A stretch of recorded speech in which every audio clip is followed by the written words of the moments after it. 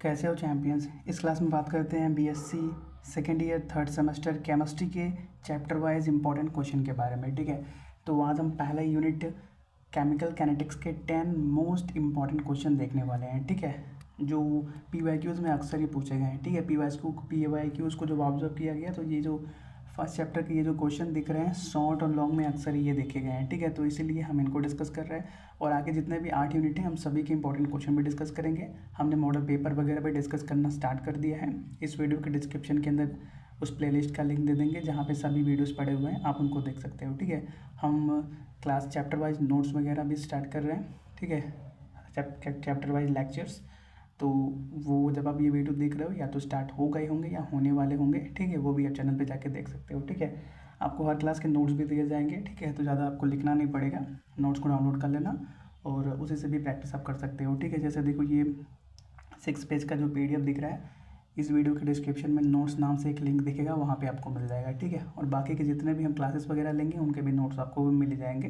ठीक है, कोई कॉस्ट वगैरह नहीं है। ठीक है, बस डिस्क्रिप्शन में जाके डाउनलोड कर लेना और कोशिश करना कि अगर आप प्रिंट आउट करा सको तो उसको प्रिंट आउट करा लेना, अदरवाइज़ आप उससे ही प्रैक्टिस करते रहना। ठीक है, नोट्स डाउनलोड करना तो एक काम करना, पहले उन क्वेश्चन को खुद से अटैम्प्ट करना। जैसे देखो ये जो क्वेश्चन दिख रहे हैं इनको पहले खुद से अटैम्प्ट करना, उसके बाद अगर आप क्या करोगे थोड़ा बहुत सोल्यूशन को देखोगे तो थोड़ा बहुत आपका और प्रैक्टिस बेटर होगा। ठीक है, तो चलिए स्टार्ट करते हैं। Chemical kinetics and coordination chemistry I think नाम है हमारे पास बुक का जो भी नाम है, बुक का नाम आई थिंक, एक सेकंड रुको देखा जाए, थर्ड सेमेस्टर केमिस्ट्री क्या नाम है, चलो जो भी होगा, I think chemical kinetics and coordination chemistry है। ठीक है, कुछ इधर उधर नाम हो गया हो तो बता देना, सही कर देंगे।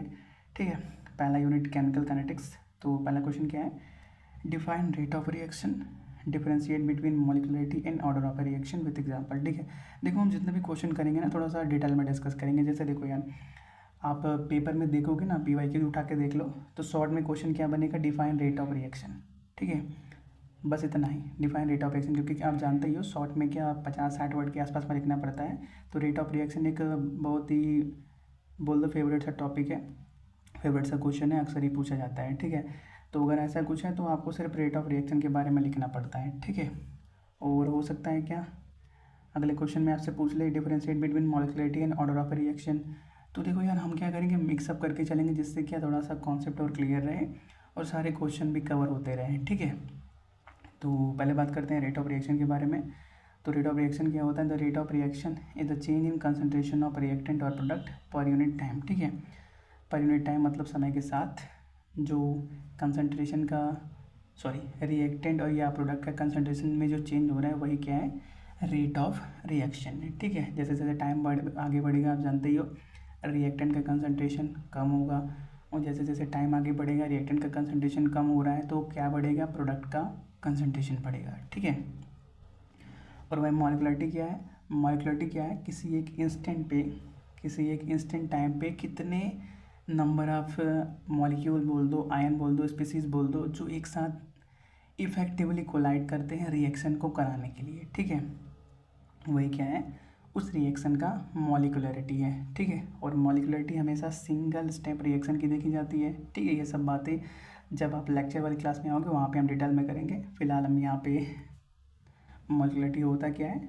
वो देख रहे हैं और मॉलिक्युलरिटी और ऑर्डर ऑफ रिएक्शन के बीच में फ़र्क क्या होता है ये देख रहे हैं। ठीक है, तो molecularity is the number of reacting species colliding in a single elementary step. ठीक है, मॉलिक्युलरिटी क्या होता है, किसी भी सिंगल एलिमेंट्री स्टेप में कितने नंबर ऑफ मॉलिक्यूल्स एक टाइम पे इफेक्टिवली एक दूसरे से टकरा रहे हैं किसी भी रिएक्शन को कराने के लिए। ठीक है, और जो मॉलिक्युलरिटी होता है हमेशा ये होल नंबर होता है, और मॉलिक्युलरिटी हमेशा 1 2 3 4 ऐसे होता है, मॉलिक्युलरिटी कभी भी जीरो नहीं हो सकता।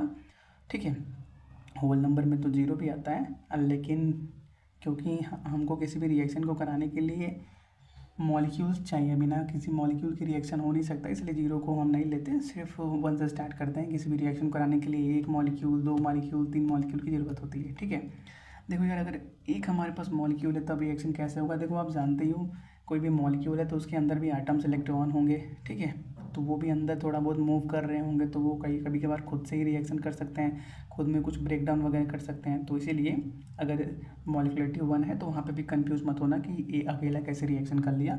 वो आप जानते हो ना कि फ्यूजन में क्या होता है, एक न्यूक्लियाई टूट जाता है 2 पार्ट्स में, ठीक है, सॉरी वो तो फ्यूजन में क्या होता है, 2 छोटे छोटे मिल के एक बनाते हैं। फिजन में क्या होता है, फिजन में आप जानते ही हो, एक जो न्यूक्लियाई है टूट जाता है 2 छोटे छोटे पार्ट्स में, ठीक है, तो वही है।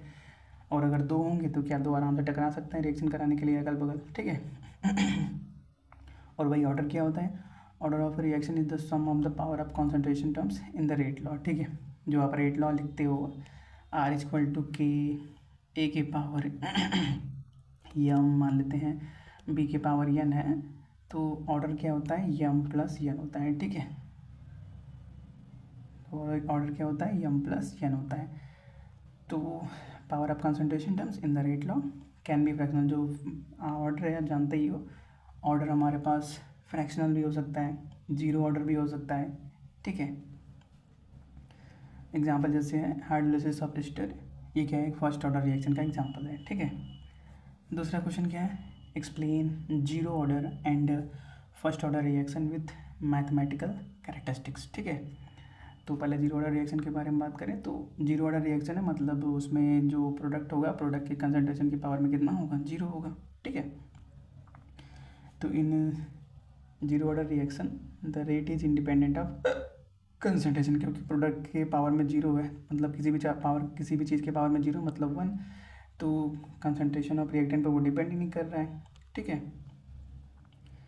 दैट इज हम रेट क्या लिख सकते हैं, सिंपली R = K के बराबर लिख सकते हैं, ठीक है। The concentration decrease linearly with time, ठीक है। 0 ऑर्डर रिएक्शन में जो रिएक्टेंट का कंसंट्रेशन होता है समय के साथ लीनियरली घटता रहता है, ठीक है। एग्जाम्पल के लिए देख लो, फोटोकेमिकल रिएक्शन, ये क्या करते हैं, 0 ऑर्डर रिएक्शन को फॉलो करते हैं, ठीक है। और वही बात करें फर्स्ट ऑर्डर रिएक्शन के बारे में, तो उसमें क्या जो भी होगा A की पावर में 1 होगा, ठीक है।